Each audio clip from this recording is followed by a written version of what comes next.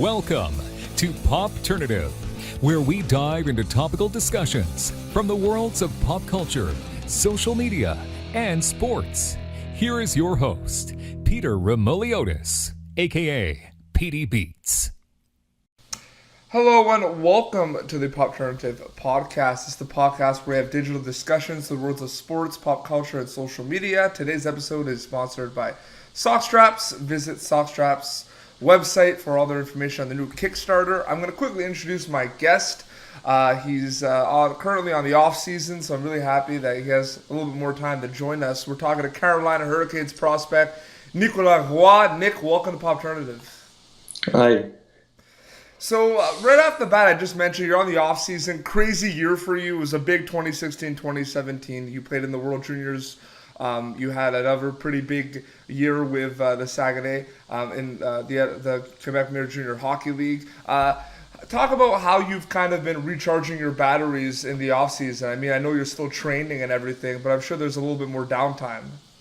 Yeah, for sure. After the season, I think I took 2 weeks off. I think it was important for me because, like you said, it was a big week. Yeah, I mean a big season, and it's important to recover.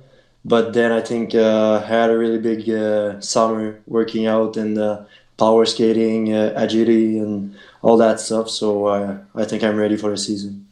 And how would you describe your year as a whole? I mean, there was so much excitement, and it was a pretty good year for Chicoutimi as well, yourself. And like I said, you didn't play as many games because you're at the World Juniors and you were at camps as well. But you still put about 80 points, I believe, in about 53 games. And what would you say the word, whether it's like emotion or passion, is there a word to describe your year with the Saguenay this year?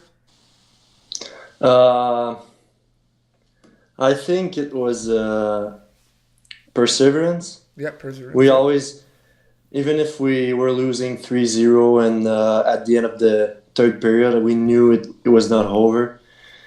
I think the best word is resilience. We were always coming back from games when people thought the game was over. I think all the guys were going all out, and that's pretty much why we end up having such a great year.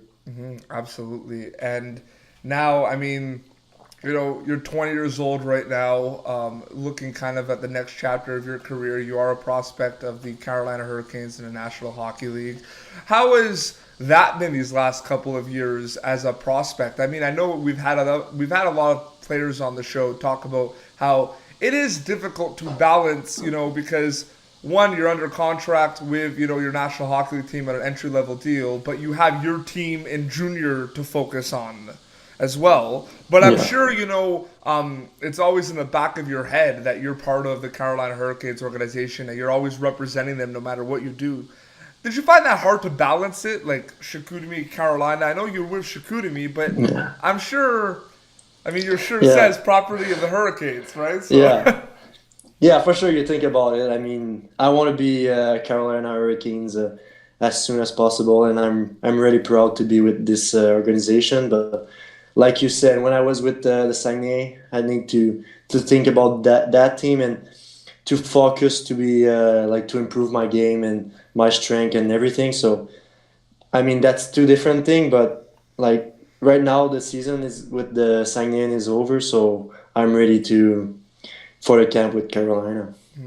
And, we ask all players this. I mean, your routine, you're probably going to the gym a lot. I'm sure you're doing a lot of that training. I mean, is there anything specifically that Nicolas Roy was working on this summer? I mean, a lot of people say, getting bigger, getting stronger. I mean, you're already a pretty big guy. Yeah. So I don't really know. But is there anything specific, any skills on the ice that you were kind of working on? Anything that you were trying to maybe tweak? Because there's always work to be done, right? Yeah, sure.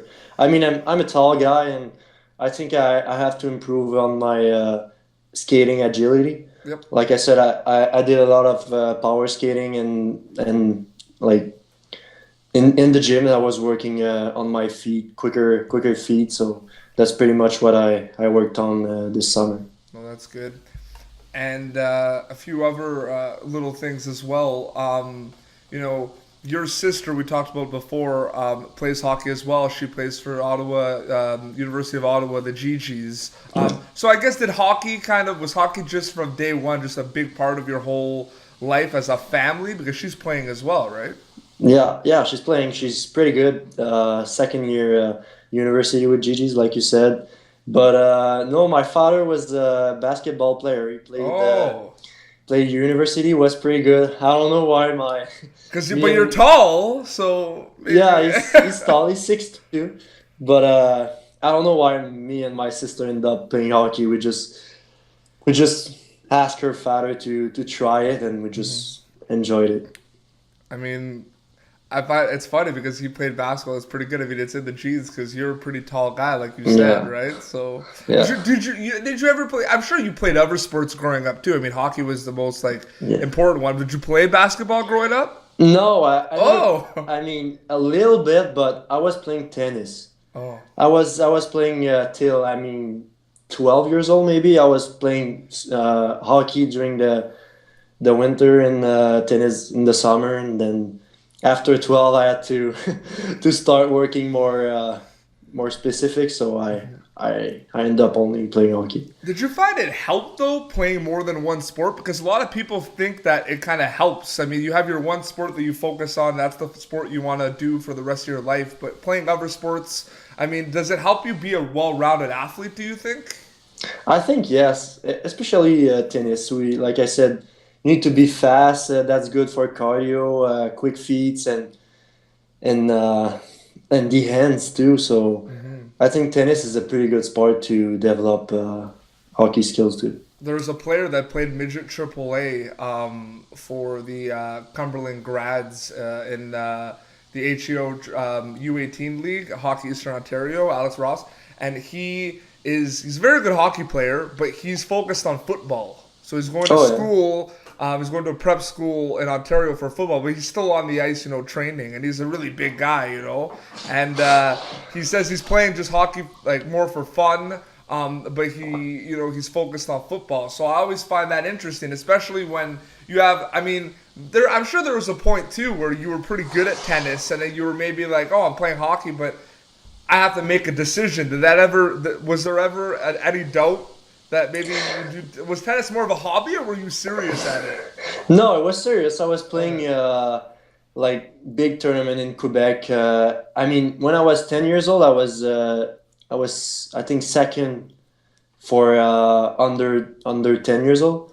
So I was pretty good, but there was no really decision because I enjoy hockey so much, and here in Abitibi, Hamas, my small town, there's no inside court of tennis, so it was kind of impossible to pursue through that sport. And we talked a little bit about it before we recorded, but big year. I mean, one thing I think that everyone will remember for many years, and I'm sure you're not going to forget your experience at the World Junior Hockey Championships in Montreal and Toronto. You got to represent Canada, and it was a gold medal traditional matchup between Canada and USA that went to a shootout.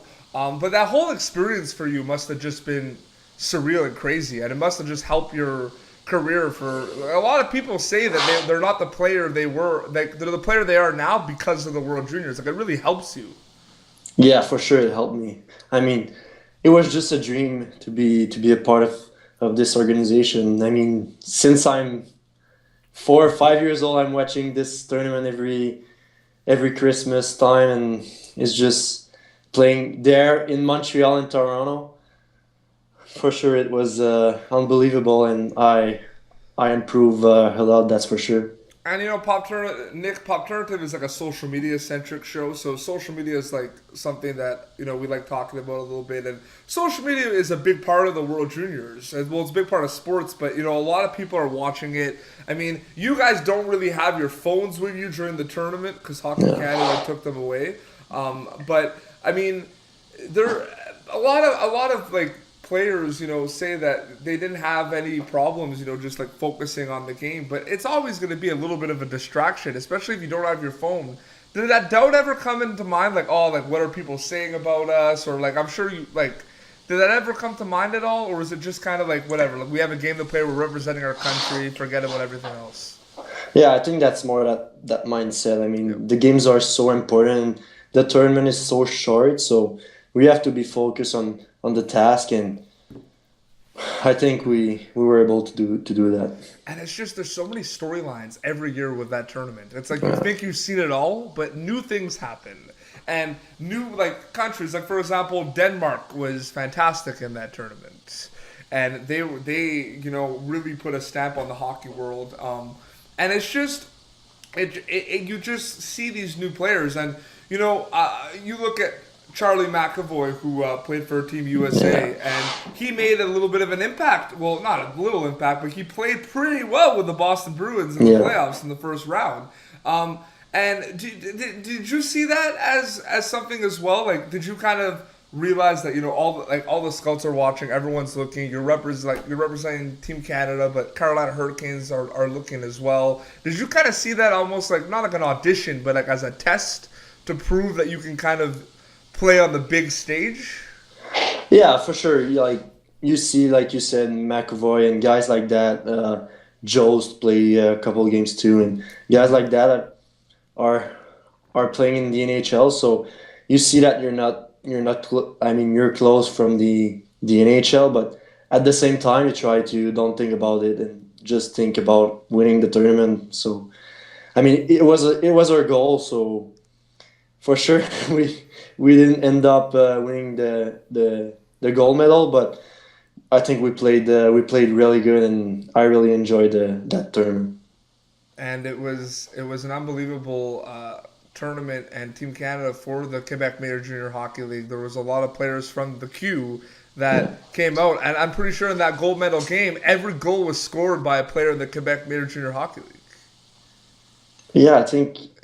Yeah, it was Lozon, Chabot, Joseph, and you. And Yeah. So it's interesting to hear.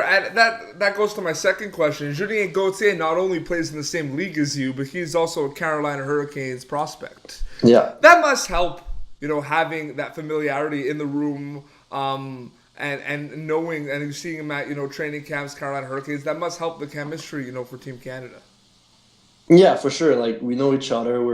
We're two pretty good friends. We played together at the tournament. We played together at the Carolina Hurricanes camp, so we know each other. And to be with this guy at the tournament was just unbelievable. It was crazy. And what I find interesting too is, maybe not for you, but like you're two guys that can put the puck in the net, but you're two bigger guys as well, right? So I just find there's some similarities in the style of your game as well. I mean, maybe you think there's differences as well, but I mean, you might make an argument that you score more goals than him, which can be true.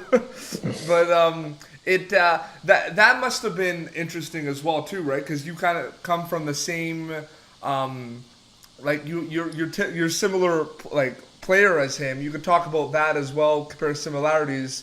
Where I just find that was a really cool storyline just to see that. And you saw it with like the St. John Sea Dogs, Callum Booth and Julien Gauthier. They're both, Carolina Hurricane prospects. That helps. And there's small men too, so yes. they were three. It must help as well. And what we found out, Rubtsov, who got drafted by the Philadelphia Flyers, signed his entry-level deal. He's going to be part of the Saguenay's as well. And that's my question too. We've seen a lot of players come to the Quebec Major Junior Hockey League for 1 or 2 years, because you played a good amount of you played like 3 or 4 years in the Quebec Major Junior Hockey League. 4 years. Yeah. But you could come in for 1 year and make an impact like a player like Nico Hischier, and then get drafted first overall. Yeah. So, what advice do you have for new players that are coming? Because you're a seasoned vet in the QMJHL. What is your advice for people coming in for the first time? Because it's not pro, but it's the first step of their career. I mean, just give everything you have. For sure, it's gonna be tough. Like at the start, it's tougher for 16, 17, but like Nico is here, you can still give an impact to your team, and if you just keep working hard and keep improving, for sure, it's going to be good for you as far as it goes. And how have you been, preparing for this transition from junior to pro? Because like regardless if it happens this year or next year, it's happening. You know what I mean? It's gonna happen. Yeah. Whether you're playing in Charlotte, whether you're playing with Carolina, you're gonna play. You've played 2 games with the Charlotte Checkers. Yeah.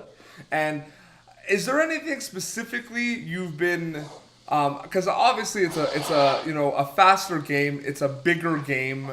I mean, how was that adapting to the AHL? Even though there was 2 games, like it must have been a whole different world for you. Yeah, I mean, I worked a lot on my skating. I think I'm way faster than I was last season or 2 seasons ago, and for sure I try every practice to make quick plays, because that's pretty much the difference when you play in the NHL or the AHL compared to the QMJHL. It's you need to make faster plays, because the guys are coming faster to you. So that's a big difference. And that's on the ice, but off the ice, a big part of it, and you saw it at the World Juniors, is media, doing interviews, talking to people after the games, before games, coming on podcasts like Popternative, having an interview. Have you been like preparing for that a little bit? I mean, I know some people, just kind of go with it, and there are media training with certain teams, and at the at rookie showcases, or the NHL does a good job to kind of help you guys. But do you see yourself as someone that is used to and comfortable, in speaking engagements? Because it is a big part of the job as well.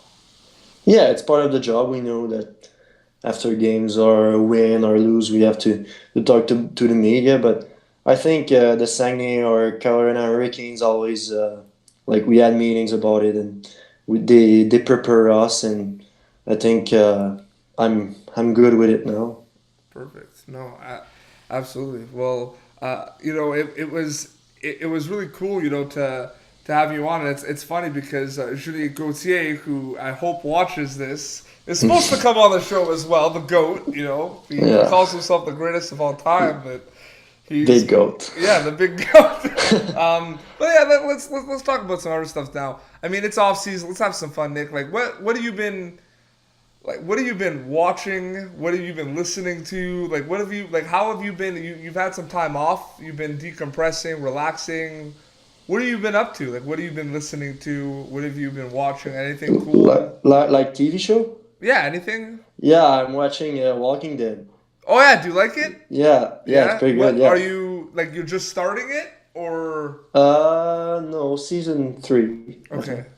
Yeah, no, that's a classic one. There's so many different shows out there. For some reason, that's the one. You ask players, what they've been watching. Walking Dead comes up. Breaking Bad comes up. Prison Break. I remember at the Russia Canada series in Gatineau a few years ago. We asked all the players what they're watching on Netflix. They're all watching Prison Break. Oh yeah. I just find that funny. There's Game of Thrones too. Oh yeah. Pretty good. That's my mom's favorite show. She is obsessed with that show.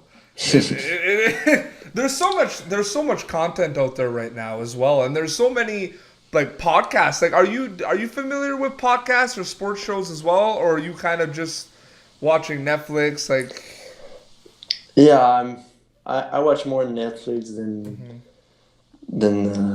that. Yeah, would it be? I always found it funny too if you were ever, if there was a TV show that they asked you to be like a guest star in, whether and it's like there's two questions. There's one, if you were representing Nicolas Roy, like you were playing yourself, you were playing Nicolas Roy as like a Carolina Hurricanes prospect, or if they just had you in and like you played someone else. Which shows would you be in? Because I know them right away. Like the two I would say for you. Let's hear yours, and then I know the two. If it was like playing yourself or playing another character.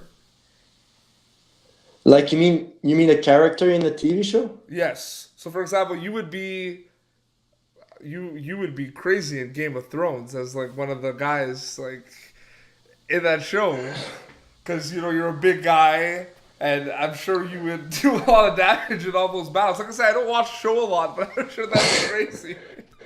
Oh yeah, I know who you're talking about. I don't remember his name though.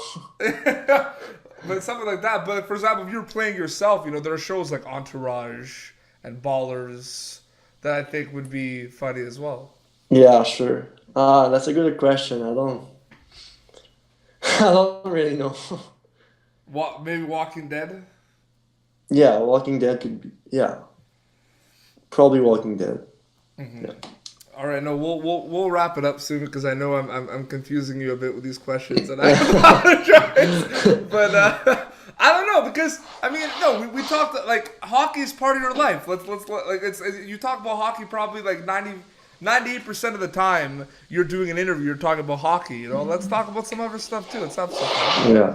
Yeah. But Nick, thank you so much for coming on the show. I really appreciate it. Thank you, Peter. I hope you had fun. And where can people follow you on social media? Like, what's your handles, and what are you more active on? Twitter. I'm more active on Instagram than Twitter. Okay. But I also go on Twitter. Okay. What's your Twitter handle? It's Nicolas55. Perfect. Well, we wish you all the best this upcoming season, Nick. Wherever you play, we'll be rooting for you, man. Thank you very much. No problem. This has been Popternative. You could catch previous episodes of Popternative on our YouTube page and our SoundCloud page. If you liked what you saw, please give us a like, subscribe to us on YouTube, and leave a comment as well. And until next time, this is Nicolas Roy and Peter Beats signing off for Popternative. Enjoy the rest of the week, everyone. Thank you for tuning in to Popternative. Make sure to check out our past episodes of Popternative on YouTube. Be sure to like Popternative on Facebook and follow us on Twitter.